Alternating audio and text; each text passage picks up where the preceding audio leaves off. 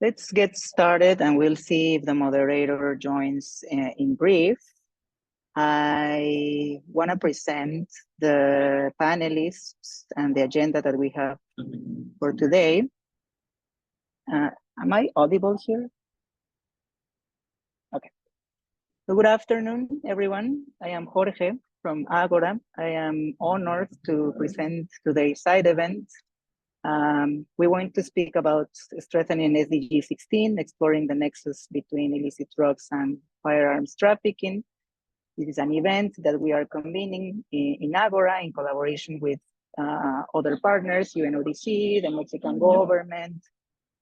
We are glad to have the presence here from UNOHCHR.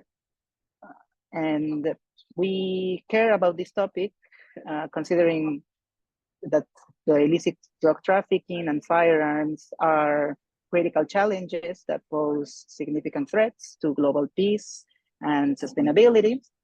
Recognizing the intertwined nature of these issues, the UN Commission on Narcotic Drugs adopted a resolution some years ago in 2022, calling for strengthened international cooperation to combat these threats.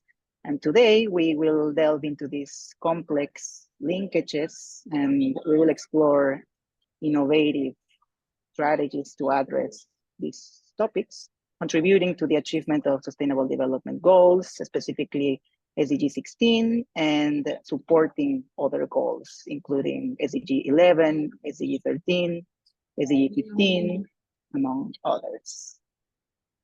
So to start our events, I'm sorry about the background noise.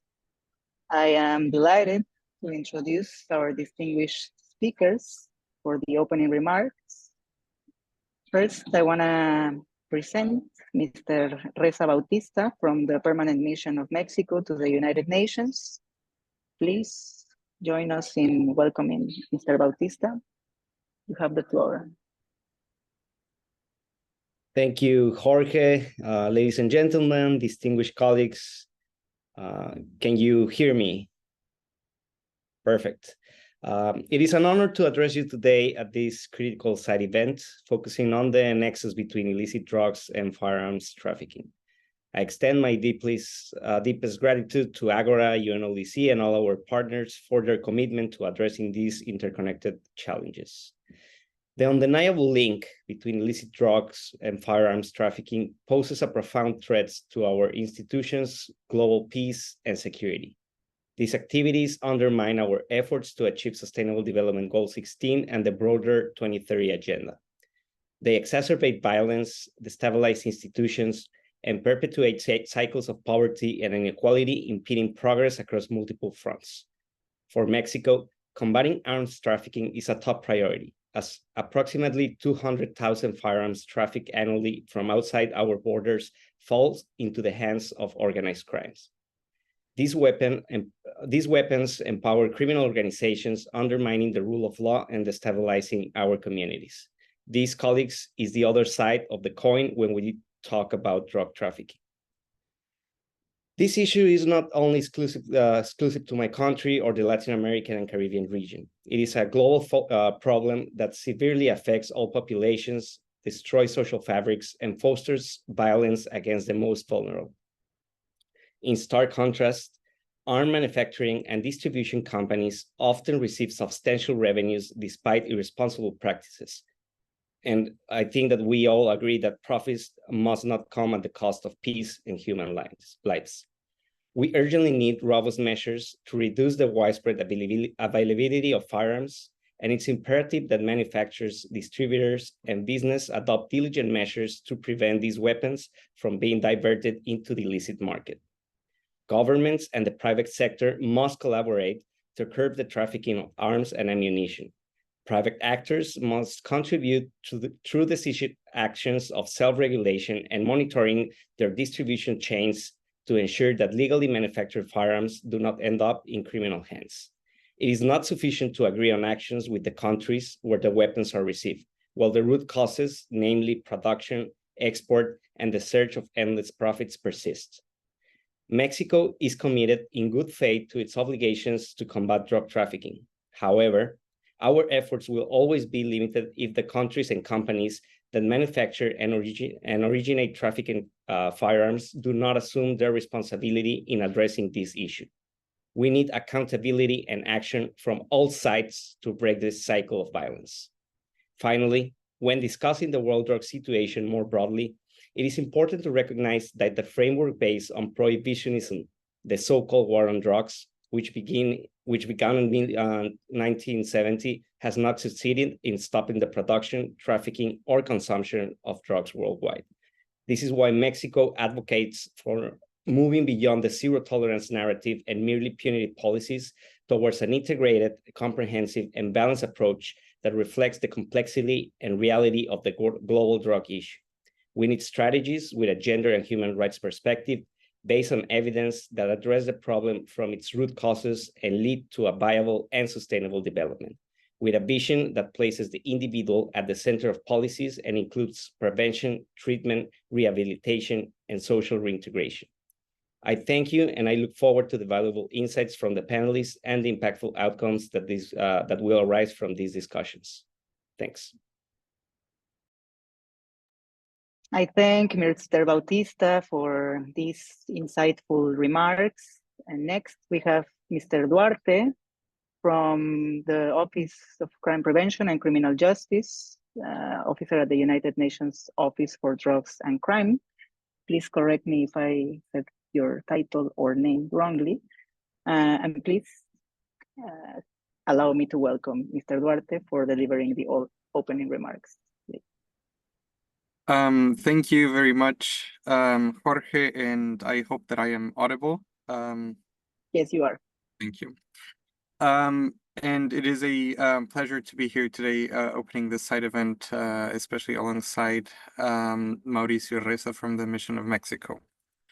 Allow me to, I will speak for a few minutes about the topic and the linkages between firearms trafficking and drug trafficking. And I would like to note at the very start that in the few minutes that I'm going to be speaking,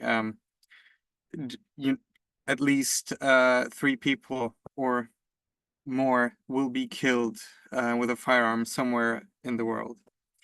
And this will come at, of course, the cost of human suffering. And also building on the remarks delivered by Mauricio, I would like to remind everyone that this issue directly affects people. It's about people, and it is also a question of human rights. For example, firearms trafficking directly affects the right to security of person, and it is also linked to the undermining of other human rights. Firearms trafficking, far from occurring in isolation, is deeply intertwined with the demand for power, the subversion of legal frameworks, and the erosion of law and order. Criminals wield these weapons as tools of intimidation, coercion, and control, undermining peace, security, and sustainable development worldwide, and therefore the linkage with the undermining of human rights. For example, in the last homicide study of UNODC, we drew a clear linkage between organized crime, especially drug cartels, homicide rates, and armed violence. Jorge Valderrábano, you also mentioned that in 2022, the Commission on Narcotic Drugs in Vienna adopted an important resolution where they expressed concern that drug traffickers are heavily arming themselves with illicitly trafficked firearms to increase their capabilities.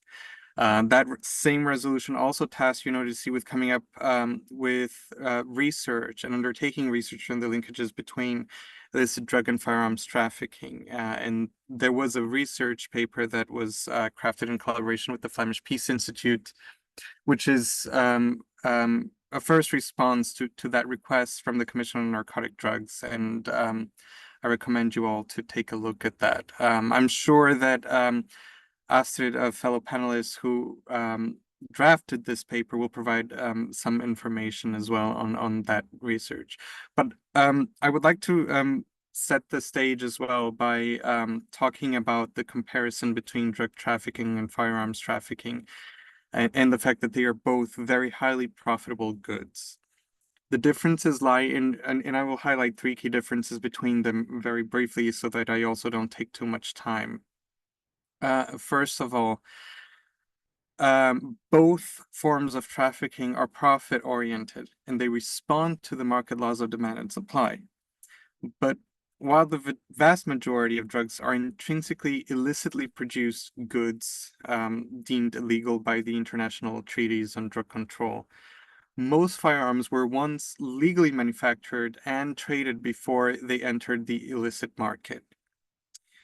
The other important difference is that drugs are consumable goods, whereas firearms have a relatively long life cycle. They can keep being illicitly traded, and that cycle can go on and on. It also makes that type of trafficking to be less predictable because you can't know when that cycle or that possession of the firearm is going to end, and it's going to then continue its illicit trade cycle.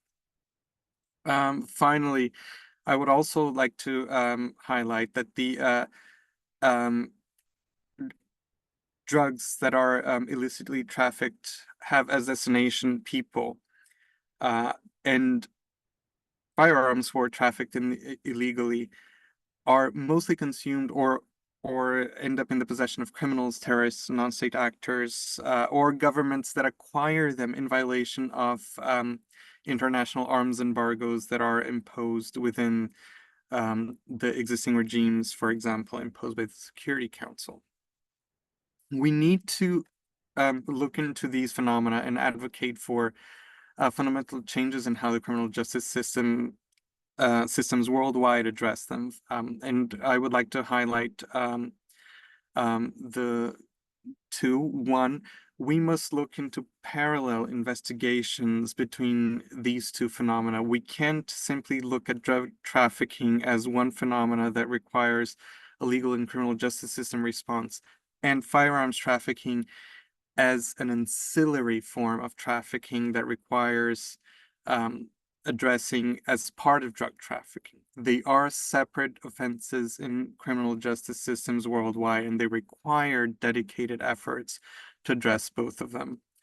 And second, while we need to look at them separately, we can also not at the same time dissociate them. I know that this sounds a little bit counterintuitive, but the truth is, while we need to look at them as separate offenses, they are intertwined.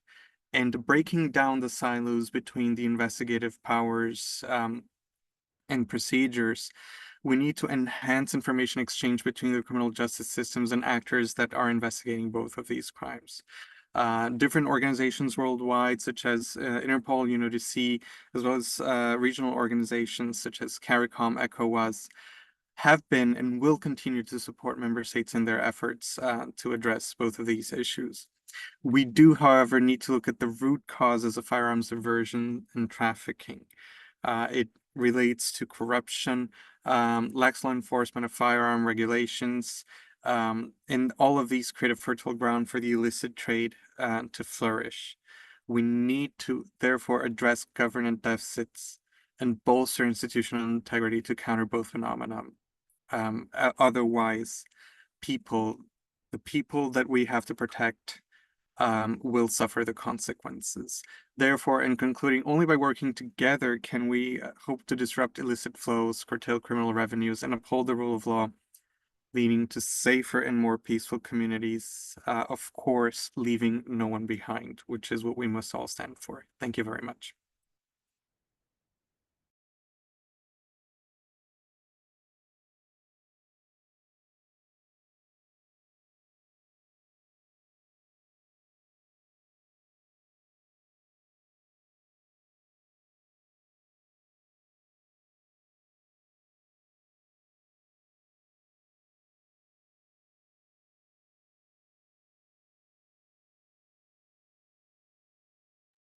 Thank you very much for those words.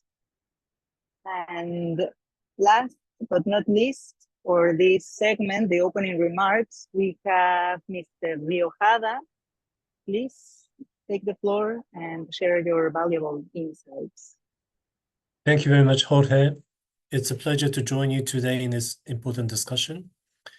As others have said, conflict, violence, corruption, justice deficit, and weak institutions remain a reality in many parts of the world, and organized crime, including related to trafficking in firearms and illicit drug trade, poses a significant obstacle to peace and development. Illicit financial flows from these organized crimes can drain critical resources needed for development, fuel corruption, and finance organized crime. And illicit drug trade has enabled gangs to procure more firearms and ammunition illegally, not only facilitating access to firearms, but also generating more demands for them. So this cocktail of illicit trafficking in firearms and illicit narcotic drugs has toxic effects for development and for human rights. Firearms result in approximately 250,000 homicides a year globally, and even higher numbers of people are injured. So this appalling figure calls for increased efforts by states to fulfill their human rights obligations, and for those businesses to uphold their responsibilities to protect human rights, the right to life, and to liberty and security of the person. The consequent loss of livelihood, work, and health due to firearms injuries and illicit drugs trade in turn raises concerns about economic, social, and cultural rights, disproportionately impacting people in different ways depending on their socioeconomic status, particularly affecting racial and ethnic minorities. There are also gender impacts, as women are predominantly affected by violence committed by their intimate partners, including through the use of firearms. So addressing the intersection between illicit drugs and firearms trafficking can be an important way to get SDG16 back on track. And tackling these issues is particularly relevant to meeting target 16.1 on reducing violence and related death, as well as target 16.4 on reducing illicit financial and arms flows. The Human Rights Council has paid a very close attention to these issues. In his reports, the High Commissioner for Human Rights has proposed a human rights response to the diversion and trafficking of firearms and to drug policy. First, to move away from an over-securitization or militarization approach to promoting drug policies based on human rights, health, grounded in SDG16. This includes identifying strategy to eliminate profits from illegal trafficking, criminality, and violence, including through decriminalization of drug use, and take control of illegal drug markets through responsible regulations. Second, to strengthen the accountability of relevant actors to protect human rights in the context of illicit trafficking. States, including through legislation, the strengthening of relevant institution and international cooperation, but also corporate accountability, imposing public report requirements on the firearms industry.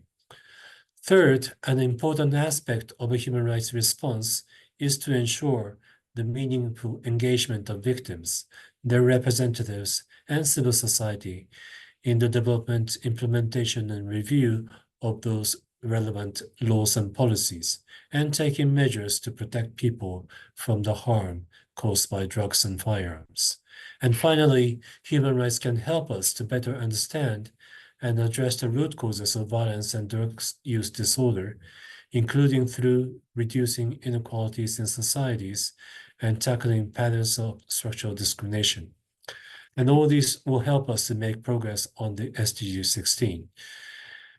A human rights-based approach to the SDGs provides a framework to develop multilateral solutions through international cooperation and to respond to the impact of illicit drugs and firearms trafficking on people and their rights.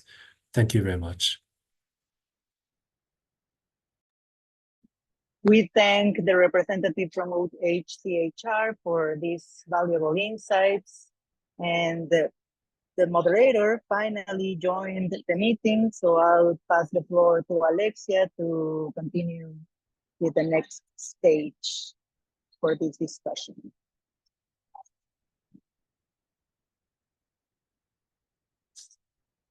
Alexia, are you there? Yes, hello. I'm sorry. I'm at the airport, so I missed a flight. I'm so sorry about the delay, but I'm right now in the meeting. So yeah, I can like join the conversation. Like, if you want, Jorge, you can continue as I like get into the event and the conversation. Is it that okay? Definitely, don't worry about that. We were expecting Alexia to join regardless about her trips because she was visiting Chiapas to support certain communities. She provides legal advice in rural settings mainly. Okay, so for our panel discussion, we have distinguished experts who will share their perspectives on the nexus between these topics, illicit drugs and firearms trafficking. Each panelist will be able to take from 5 to 7 minutes to present their insights. And I would like to present Carlos Derbez first, who is a researcher at El Colegio de San Luis. And he will be presenting the book that he authored and was coordinating.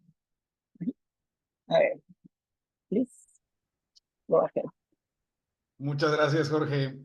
Bueno, por ahí saldré un poquito del cuadro, voy a hablar en español. Pues agradecerle a Ágora y a este evento por la invitación. Yo voy a hablar un poco de este pequeño libro que tengo por acá.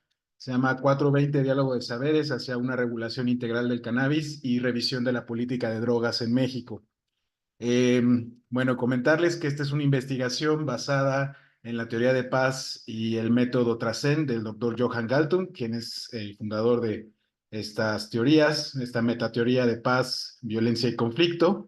Y esta investigación nace de una de las declaraciones del líder del Senado, el senador Ricardo Monreal, con base en la regulación de cannabis cuando se estuvo discutiendo en el Senado en estos años.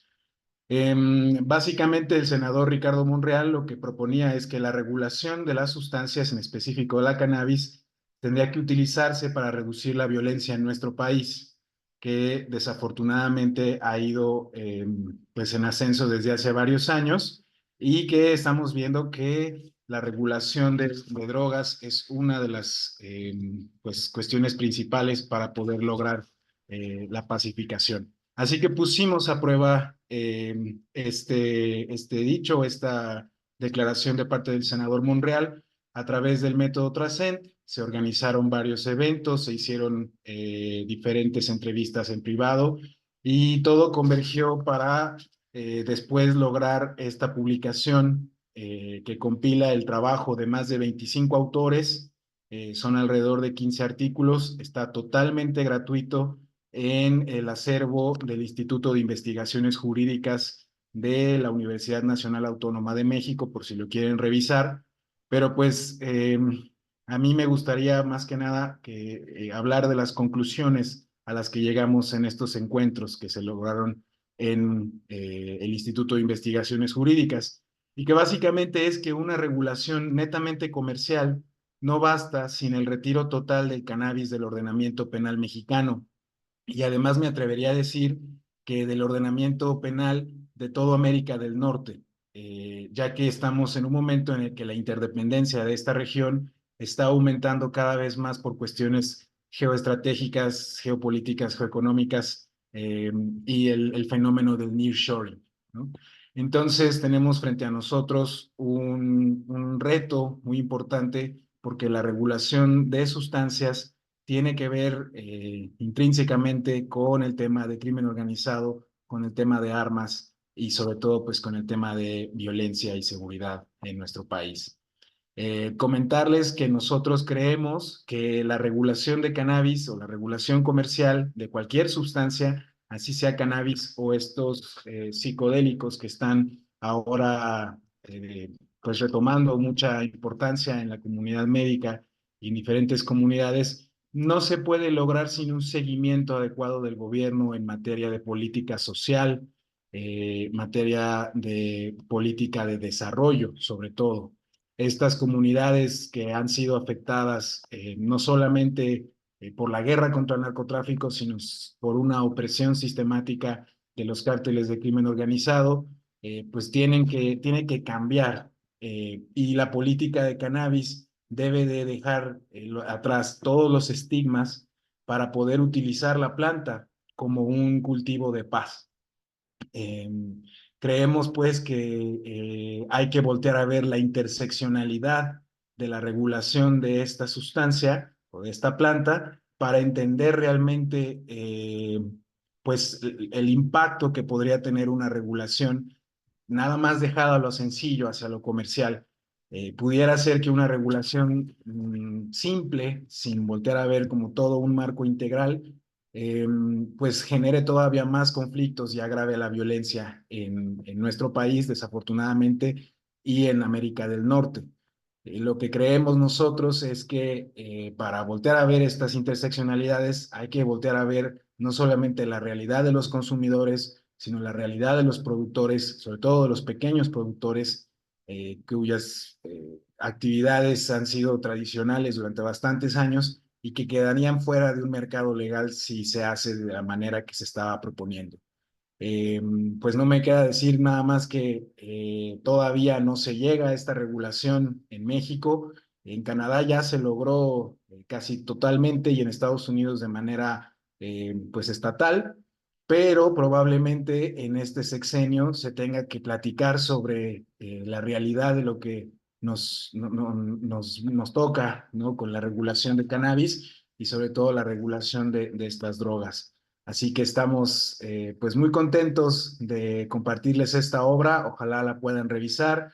Como les digo, vienen artículos de diferentes materias, sobre todo pues hablando de cómo ha sido el proceso de regulación, cuáles son las implicaciones legales, las implicaciones ambientales, incluso en materia de género.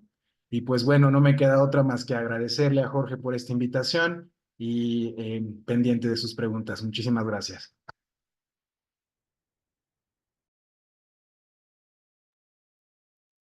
Thank you, Carlos. I'll be sharing the link about the book. It is a shame that the book has not been translated to other languages because we want to increase accessibility about this knowledge, the policies that we are pushing forward. But hopefully soon we can translate the document. Okay, so our next panelist is Astrid. She's on the meeting. And Astrid will be speaking about the research that she has and that she was able to develop with UNODC, among other partners, specifically the organization that she represents, the Flemish Peace Institute, sorry. Yes, so please go ahead, Astrid. The floor is yours. Okay, thank you very much. I'm happy to address you today, and I want to thank you for giving us the opportunity to present our research here. As you've all heard, we've done, so the Flemish Peace Institute and UNODC did a joint publication on the nexus between firearms trafficking and drug trafficking. And I am also happy to hear that Mr. Duarte endorses our report. So everyone who is interested, please go and read it. So I'm going to very briefly present you some of our findings. I'm going to try to keep it short because it's quite an elaborate report. So if there are any questions now or later on, you can always contact me, so that's no problem. So the first thing that we see is that drug trafficking actually fuels firearms trafficking. So we see that there's a demand for firearms. That's a global phenomenon, as well as demand for drugs in total, so the drug trafficking. Now, firearms are used mainly as an instrumental tool, which means that they are being used to carry out or facilitate illegal activities, but also for protection, territories, or self-protection. So also we see that drug profits actually fund firearms, are being used to fund firearms trafficking so that they can buy their firearms for their instrumental purposes. We also see that there's quite some similarities there between routes, actors, and modus operandi. So what we see is that these drug criminals as well as firearms traffickers actually are making use of pre-existing trafficking routes. For example, the Balkan route is a very important trafficking route for both drugs and firearms between Europe and Afghanistan, for example. You also see that they are often trafficked together. Oftentimes the cases of drugs are quite a lot larger, and it's also only a small amount of firearms. But on the other hand, you also see that they go in opposite directions. So for example, if you have a country that has a demand for firearms and the other country has a demand for drugs, so they just interexchange them for each other. Another element is that drug trafficking actually fuels gun violence, of course, because these criminals, they are armed with firearms. So we see that there are regional differences in violence related to the drug market. An example is Mexico, for example, where you see that quite a lot of the violence is actually related to the production or the transit of illicit drugs. We also see that they use quite specific types of firearms. Often they are AR and AK types of rifles, and where violence serves as a message of to the authorities and the rivals, for example. Now, if you go and look at European countries, we also see that there's an escalation in the frequency and the severity of drug-related gun violence. And this is often related to the wholesale cocaine market. You see that we have the youth gangs in Sweden. There is an escalating violence in the Netherlands and in Belgium. And you also see that the firearms that are being used there are mainly handguns, so pistols or revolvers, which differs, for example, from the types of firearms that are being used in Mexico, as I mentioned previously. You also see that drug trafficking and firearms trafficking plays a role in armed conflict. For example, the drug sales are being used to finance the firearms that the non-state actors want to use in their armed conflicts. On the other hand, you also see that these armed conflicts are a source for firearms because they are often looted from other, how shall I say, government cash and government pileups and stuff like that. So they are also diverted there into the criminal milieu, and as such, they serve as a source of firearms. You also have the crime-terror nexus, which actually means that, well, this can manifest itself in two ways. For one, the illicit trafficking in guns and drugs to finance the terrorism. And on the other hand, you see the use of drug crime connections to acquire firearms for terrorist purposes. Now, as we've also discussed a bit, and which is also discussed more elaborately than I am bringing it here in the report, is actually the impact it has on the local community. So the local community can be directly impacted by drug-related shootings. For example, when residents or individuals who are working in the community and actually serve key positions, for example, extractors in harbors and stuff like that, we see that they are threatened or they are extorted to have them actually help the drug criminals in their drug-related activities. On the other hand, entire communities, families, children can experience social, emotional, physical trauma following the culture of fear and violence that can be found in these communities, which are affected by gun violence. Oftentimes, there's the development of an arms race between criminals where people, and often not only limited to criminals, they are acquiring firearms for self-protection because other people in their neighborhood are armed as well. So people have a high feeling of insecurity and they want to require firearms because they want to protect themselves. If it's for criminal intention or just for self-protection because you live in that part of a community. You also see that it impacts the confidence in government and police authorities, because these types of crimes, they're quite difficult to solve. So you see that the solvency rate in countries which have a high type of crimes related to drugs and firearms, you see that the confidence is decreasing in their government and police authorities, because these cases are so difficult to solve, and the solvency rate actually declines. And of course, you have the dislocation of social cohesion in those areas as well. So I'm open to further discussion, because this was in a very brief period of time, quite a lot of information. So I will leave it here and then leave room for discussion after. Thank you, Astrid, for those valuable insights too. And our third panelist is Wang, a female researcher, reviewer in the Oxford University Press Journal, and she is publishing research on the nexus of climate change and drug issues. She's collaborating with the EU in the Interdisciplinary Expert Center and with the WHO as well. So Huawei, please. Hi. Go ahead, Juan. Yeah. Can you hear me? There you go. Yeah. Loud and clear. Well, as a researcher, I think stopping stigma and discrimination and strengthening prevention would be the top mission among researchers. Yet, building an ecosystem for peace building is an interdisciplinary challenge. If researchers can find their place and positions to solve the world drug problems around the world, then creative and effective solutions combining law with knowledge from various scientific disciplines would be required.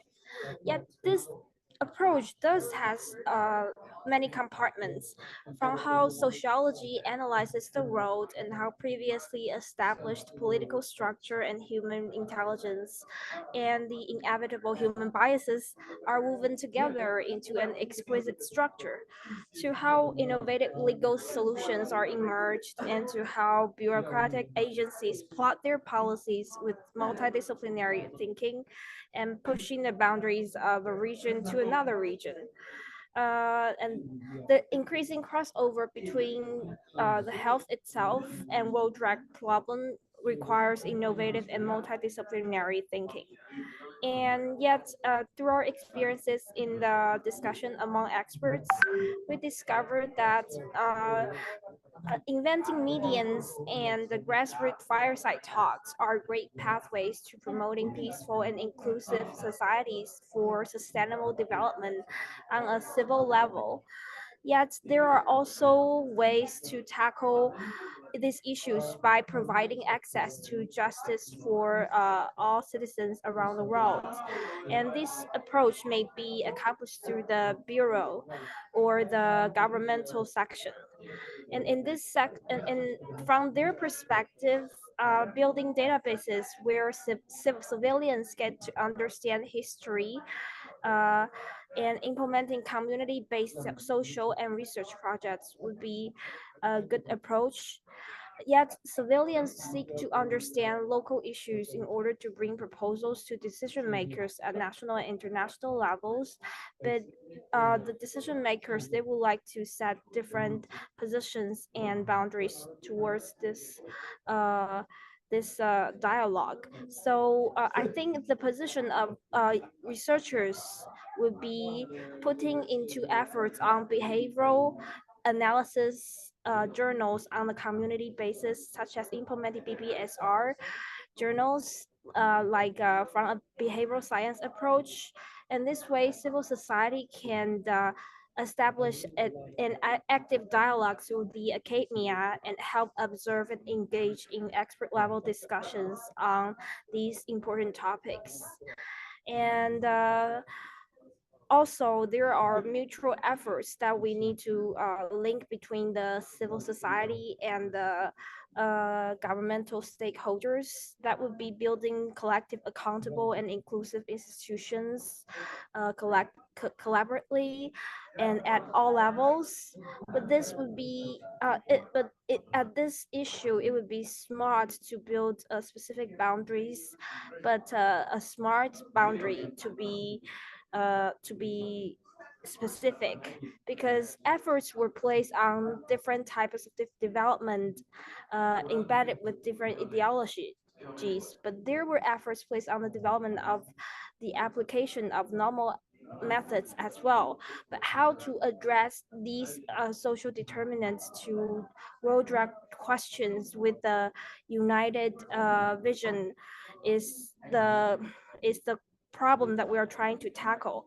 And as the role of a researcher, I think we are accountable to act like bridges to maintain the quality of mutual efforts between the governmental section and the civil section. So from our previous experiences in discussions with the experts from different agencies, I think the researcher's role is crucial to mapping onto the bricks required to flourish the SDG16 vision. And maybe we can provide a researcher's hotspot for statistics centers and research centers. And thank you for your listening. We appreciate your statements, Juan, and I want to present our final panelist, Guillermo Vázquez del Mercado.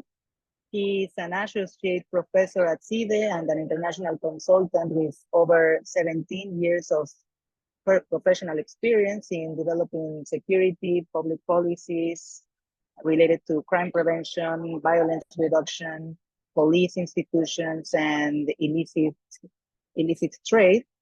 He coordinates the Violence in Mexico Studies program at CIDE, and he collaborates with UNODC, GIC Mexico, and USAID contractors in Mexico and Guatemala.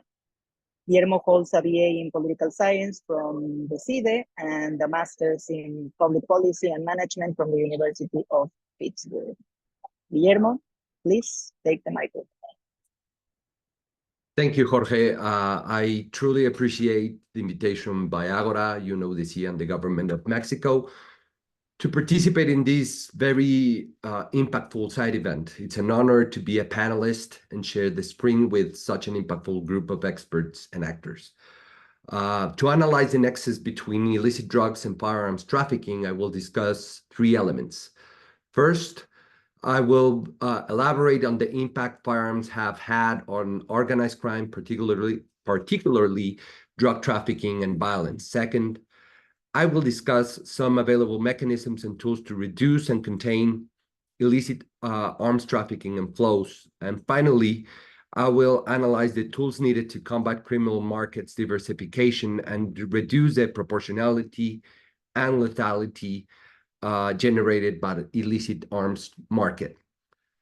First, the availability of firearms and ammunition has enabled transnational criminal organizations and criminal groups to grow and diversify into different criminal markets and involve more criminal actors. These organizations use firearms to enforce illicit agreements, to expand and protect their turfs, to protect shipments, and to expand to other illicit activities. During the 70s, 80s, even 90s, drug trafficking organizations used firearms for the illicit purpose to produce, transfer, smuggle, and even sell drugs in the retail market. But they quickly realized that they could also use them to co-opt and deter government activities, threat all sorts of commerce organizations, and even citizens to provide payments illicitly and expand to other markets. Such is the case of criminal governance, extortion, human trafficking and smuggling, illicit exploitation of natural resources such as timber, wildlife, oil, and minerals, and drug trafficking, of course, are all criminal markets in which now transnational criminal organizations and local criminal groups are now involved using illicit firearms and ammunition. Additionally, according to the World Homicide Report from 2023, the proportion of gun-related homicide is still high worldwide, around 40%. But in Latin America, this proportion is even higher. It's close to 70% of all homicides being committed with a firearm. This has enabled Latin America to become one of the most violent regions in the world, as well as one with some of the countries with the highest criminality rates, particularly homicides and femicides, and the youth groups being one of the most affected by armed violence. To prevent and control illicit flows from arms and ammunition, state parties have discussed and signed global, continental, and regional agreements. The United States Program of Actions of Small Arms and Light Weapons, the Firearms Protocol, the Arms Trade Treaty, the Inter-American Convention Against Illicit Fabrication and Trafficking of Firearms, all provide guidance to regulate state parties to follow, prevent, control firearms and ammunition from the point of manufacture all the way to the point of use or sale. This effort contains, as well as regional efforts such as the Roadmap for Sustainable Solutions in the Balkans, and as well as the one that was developed in the Caribbean, and more recently there's one being developed in Central America, are promising practices to contain the flows across regions and within countries of illicit weapons, and to better take care better of arsenals within countries. But disparities in legal frameworks, regulations to produce, mark, transfer, modify, sell or buy, share information for training, generate criminal investigations, as well as insufficient management and oversight of state and private arsenals create blurred lines between the licit and the illicit firearms ammunition markets, illicit flows across borders and regions, and within countries in which firearms and ammunition and their parts are being trafficked, tampering with serial numbers, enabling disabled weapons, even printing 3D parts of weapons.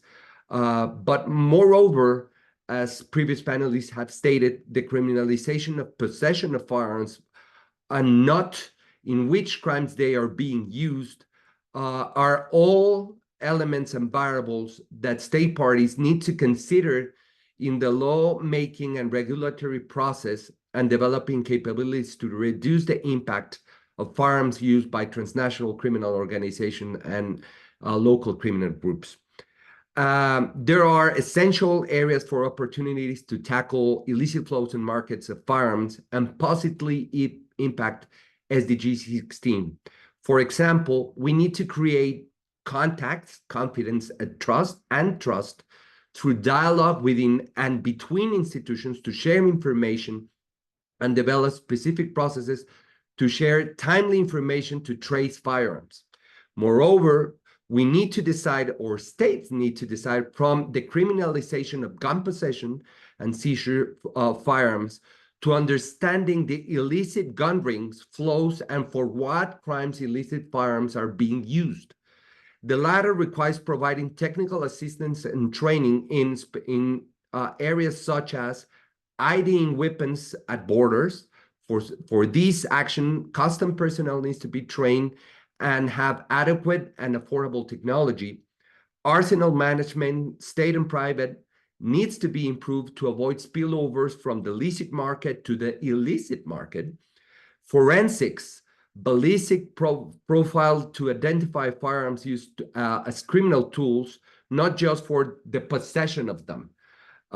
Evidence and intelligence between investigation and firearms trafficking groups, mechanisms and flows are also paramount to understand how illicit weapons and ammunition are flowing across regions within countries and how these are being used by illicit actors.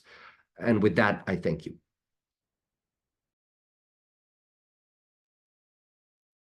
Thank you. And we have some time for questions. So I would like to ask the audience to raise their hand or to type in the chat a question, and I can call on you so that you can participate. Does anyone want to pose a question?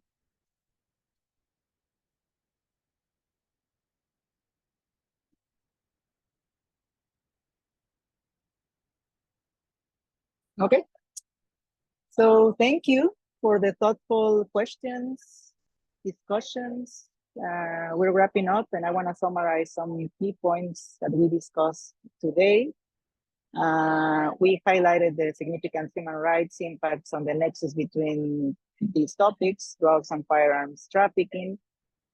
The panelists were sharing successful policies and practices, considering the case in Mexico and the publications from Wang and Astrid, highlighting good practices in the prosecution and detailing certain policies that can be useful to address these nexus and the issues intertwined.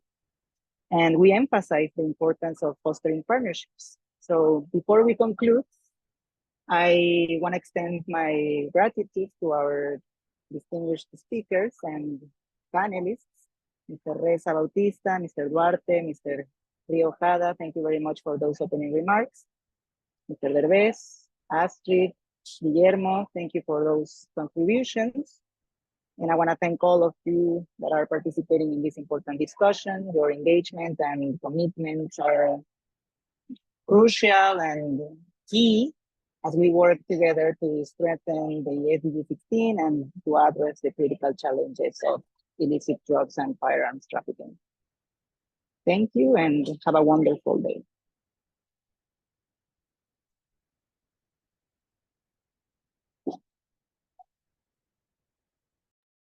Thank you. Thank you, Mr. Hada. Gracias, Jorge. Con permiso. Propio.